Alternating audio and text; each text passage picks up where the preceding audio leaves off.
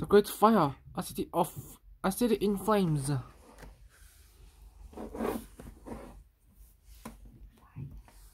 Fire! Chapter 2. Fire. When they woke up again, it was light.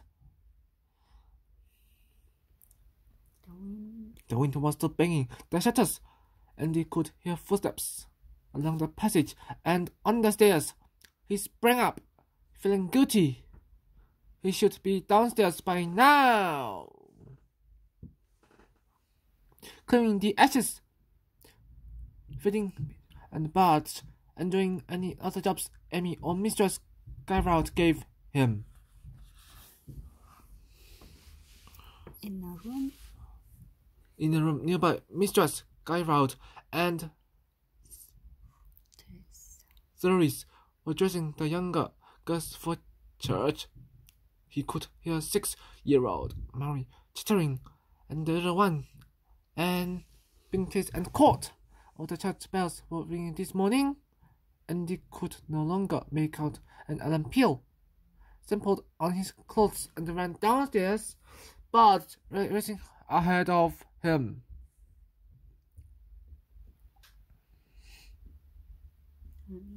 And he was already in the kitchen, cutting bread. "You're late," she said. "Get the fire raked out, and if you clean the shoes." There were 5 pairs of carrot shoes to clean each day. They would have been 6, but Andrew would not let Sam touch his shoes, and insisted on cleaning them himself. "I did them last night," said Sam. "Amy, did you hear the alarm peal in the night?"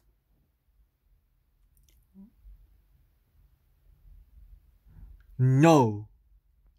Amy frowned and opened the back door.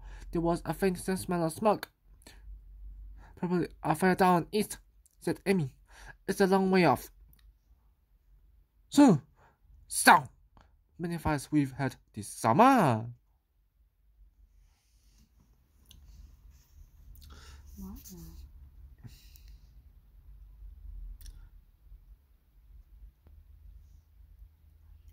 Mayo interrupted Bijo. She wound herself around Sam's legs. Sam found yesterday's meat scraps and divided them between Bijo's and Bard's. The 2 animals ate wolfily, watching each other. Sam went into the scullery and spat water from a pair of his face and hands, and put a clean shirt on for the Lord's Day, called Amy. Soon after, they were on the way to church. The Carrolls lived in Foster Lane, off Cheapside, and their church was further east, in Threadneedle Street.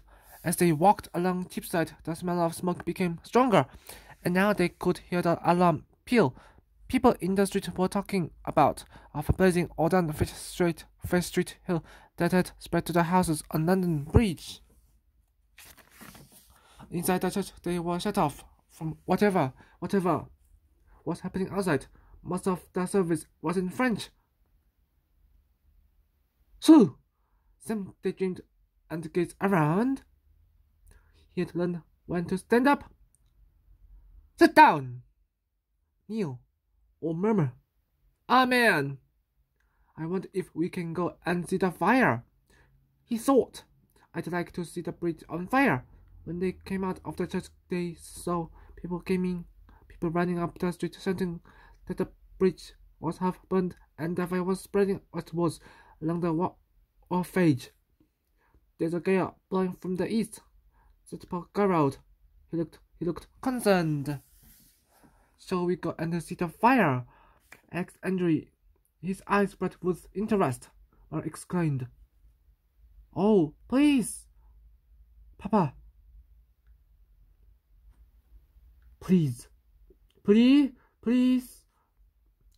To Sam's delight, Paul Aloud said, "I'll go down here a little way." Many people had the same idea. and the street was crowded. As they drew nearer the river, some saw smoke ahead.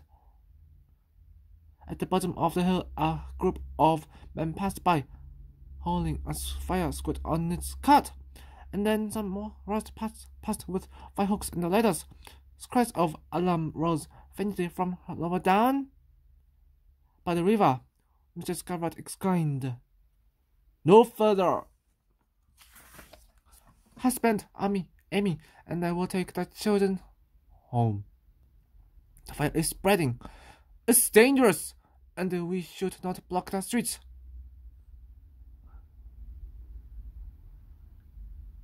"Yes. You go straight home with the girls," agreed Mr. Aloud. "I must find out what is happening, and you will be safe with me." Sam attached himself quickly to Master Garrett and Andrew. He was eager to see the fire. The two groups separated, and Sam heard Mary complaining as she was hustled away. At the bottom of the hill they came suddenly on a view of the waterfront, and there, to their left, was a terrible and thrilling scene.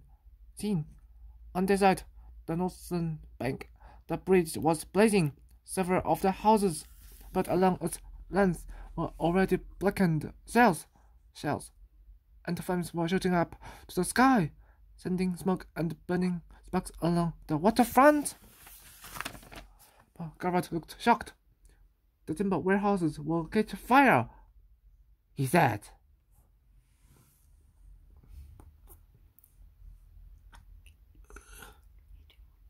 "It will only take one spark." When the smoke briefly cleared, they saw a stream of people moving along the wharfage with bundles and bags and handcarts full of possessions, even chairs and cabinets.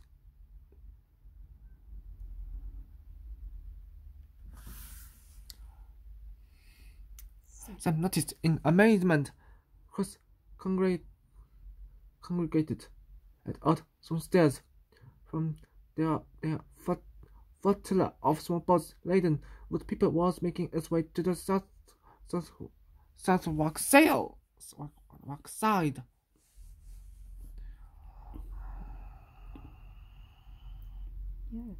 Near the fire, they saw several men operating one of the squads.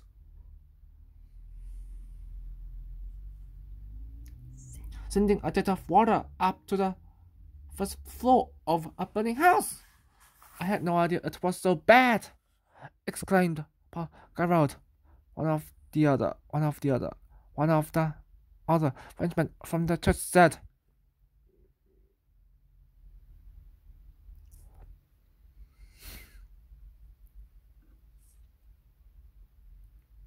"They're saying it's a revenge attack."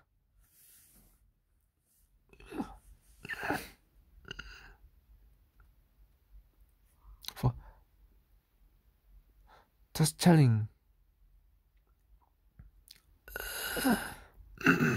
Sam knew his country was at war with Holland. Only a few weeks ago, there had been huge celebrations in London of the town under the Dutch island of Terschelling by the English Navy.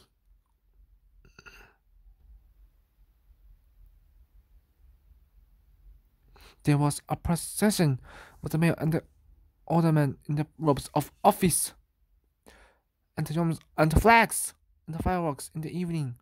Sam had been as excited as anyone, but could this be revenge by Dutch agents? They listened as speculation flew around the group of onlookers. Where did the fire start? In a bakery, they say. In Pudding Lane, an accident. Then, or a fireball thrown by some foreign agent. I heard a Frenchman was seen around there.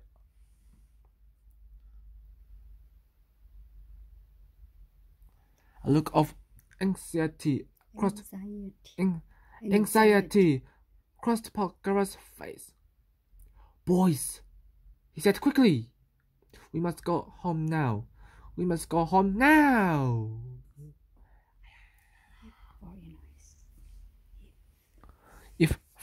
foreigners are suspected. None of us will be safe.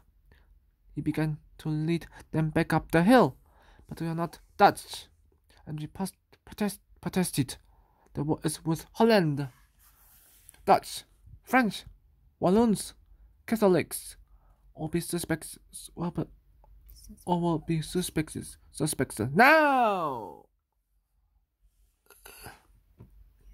We're not Catholics either, said Andrew, frowning. The English are always quick to turn against anyone different. Said it, father. Sam thought guiltily of the way he and his friends in Friday Street used to set upon the French boys. It's true, he thought.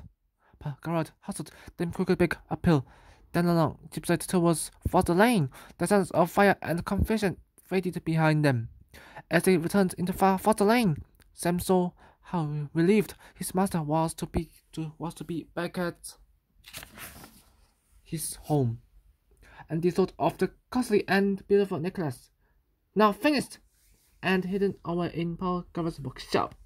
The boys were out on the street, talking about the fire and the rumors of a Dutch attack.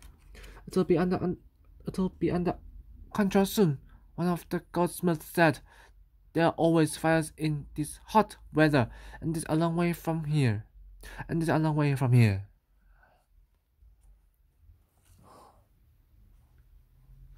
But that evening, the wind changed direction. By the time the Garrets were on their way to bed, it was blowing from the south, towards the heat of the city, and their home.